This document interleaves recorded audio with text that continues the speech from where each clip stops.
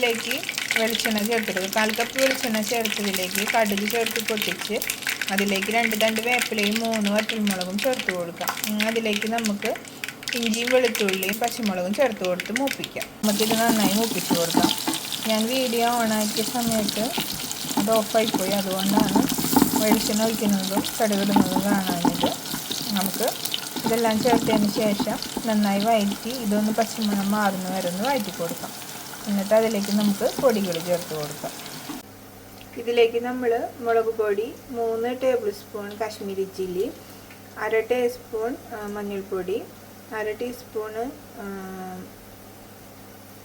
Masala mix ഉണ്ടാക്കി വെച്ചിട്ടുള്ളതാണ്. ഇതിലേക്ക് നമ്മൾ ചേർത്തിട്ടുള്ളത് 3 ടേബിൾ സ്പൂൺ വന്നിട്ടുണ്ട്.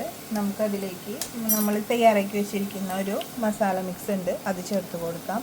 ഇതിൽ ചേർത്തിട്ടുള്ളത് 3 teaspoon Kashmiri chilli powder, 1/2 teaspoon മഞ്ഞൾപ്പൊടി, 1/2 ടീസ്പൂൺ ഉലുവ പൊടിച്ചത്, 1/4 ടീസ്പൂണ് കായപ്പൊടി. അതെല്ലാം മിക്സായി ഒന്ന് ചൂടായി വരുമ്പോൾ നമുക്കിതിലേക്ക് നല്ല ചൂടുള്ള വെള്ളം ഒരു 1/2 ഗ്ലാസ് ഒഴിച്ച് കൊടുക്കാം. ചാറിന് ആവശ്യമായിട്ടുള്ള വെള്ളം ഒഴിച്ച് കൊടുത്തിട്ടുണ്ട്. ഇതൊന്ന് ചൂടായി വരുമ്പോൾ ഇതിലേക്ക് നമുക്ക് സ്വർക്ക ചേർത്ത് കൊടുക്കാം. ആദ്യം ഞാൻ ചേർക്കുന്നത് സ്വർക്കയുടെ പോണൊക്കെ ഒന്ന് മാറിക്കിട്ടാൻ വേണ്ടിയിട്ടാണ്. 2 ടേബിൾ സ്പൂൺ സ്വർക്ക ഒഴിച്ച് കൊടുത്തിട്ടുണ്ട്. അതിനുശേഷം നന്നായി ഇതൊന്ന് തിളച്ചൊന്ന് നമ്മുടെ ഒരു പാകത്തിനാവട്ടെ. അതിനുശേഷം നമുക്ക് അതിലോട്ട് മാങ്ങ ചേർത്ത് കൊടുക്കാം. സിമ്പിൾ മാങ്ങ അച്ചാർ റെസിപ്പിയാണ്. നമ്മൾ കുറേ കാലം കേടുകൂടാതെ വെക്കണമെങ്കിൽ നമ്മളിതിൽ നല്ലെണ്ണ ചേർക്കണം, ഒക്കെ ഒന്ന് ശ്രദ്ധിക്കണം. ഇതിപ്പോൾ കുറേ ദിവസത്തിനൊന്നും വേണ്ടിയിട്ടല്ല ഞാൻ ഉണ്ടാക്കി വയ്ക്കുന്നത്. നമുക്ക് പെട്ടെന്ന് ഉണ്ടാക്കാനും വീട്ടിലുള്ള സാധനങ്ങൾ വെച്ച് ഉണ്ടാക്കാനും പറ്റിയൊരു അച്ചാറാണ്. ഇപ്പം എല്ലാവർക്കും എല്ലാ ഇൻഗ്രീഡിയൻസും എപ്പോഴും അവൈലബിൾ ആവണമെന്നില്ലല്ലോ. അപ്പം നമുക്ക് പെട്ടെന്ന് ഒരു അച്ചാർ ഉണ്ടാക്കി വെക്കണം തോന്നിക്കഴിഞ്ഞാൽ ഇങ്ങനെ ചെയ്യാം. ഇത് പെട്ടെന്നൊന്നും കേടാവില്ല, നമ്മൾ സൂക്ഷിച്ച് ഉപയോഗിക്കുക.